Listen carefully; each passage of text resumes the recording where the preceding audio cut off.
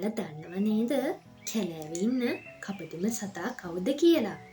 ඔව් ඒ තමයි නරිහාමි.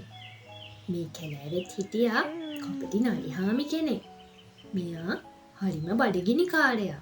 දවසක් මේ නරිහාමි කැලෑව මැදින් ඇවිදගෙන ටිකක් දුර ගියා. අම්මා අද නම් හරිම බඩගිනි. දවස් දෙකතුරකින් හරිහම කෑමක් හම්බුනත් නෑ. හැමදාම මාළු ගෙම්ම වගේ සත්තු කාලා මට නම් දැන් එපා වෙලා තියෙන. අදවත් හරිහම කෑමක් හම්බුනනම් මෙහෙම හිතා නරිහාමි හොඳ කෑමක් බලාගෙන කැලෑව පුරා ඇවිද්දා. මේ මොකක්ද මේ? කෑමක්ද දන්න? ටිකෙන් ටික නරිහාමි මේ සුදු පුල්ලි බෝලේ ගාවට ලං වුණා. ඒක මොකක්ද කියලා හරි විපරමින් නරිහාමි බැලුවා. මේ කොහොල්ලෑගුලි යන්නේ. මම හිතුවේ කෑමක් කියලා. අපරාදේ. නරිහාමි යන්න හැදුවා. ඒත් එකපාරම මටාව හොඳ අදහසක්. කොහොල්ලෑ ගුලිය අරන් නරිහාමි ලස්සන කොහොල්ලෑ බබෙක් හැදුවා. ඒක ගහක් ගාවින් තිබ්බ නරිහාමි හැංගිලා බලන් හිටියා. ටික වෙලාවක් යද්දී මෙතනින් ගියා ලස්සන චූටි හාපැංචෙක්. කොහොල්ලෑ බබා දැකපු හාපැංචා එතන නැවතුණා. අනේ ලස්සන බබෙක්නේ.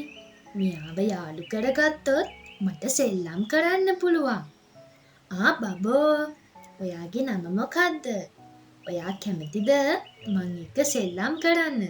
අනේ කියන්නකෝ බබෝ. හාපැංචා කොච්චර බබාට කතා කරත් මේ බබා නම් කතා කරේ නෑ. මොකද ඉතින් මෙයා කොහොල්ලෑ බබෙක්නේ. ඔයා ඇයි මං එක්ක කතා කරන්නේ නැත්තේ? මේ පාර හාපැංචා කොහොල්ලෑ බබා අතින් අල්ලලා තමයි කතා කළේ. අනේ හාපැංචාගේ අත කොහොල්ලෑ බබාට ඇලවුණා.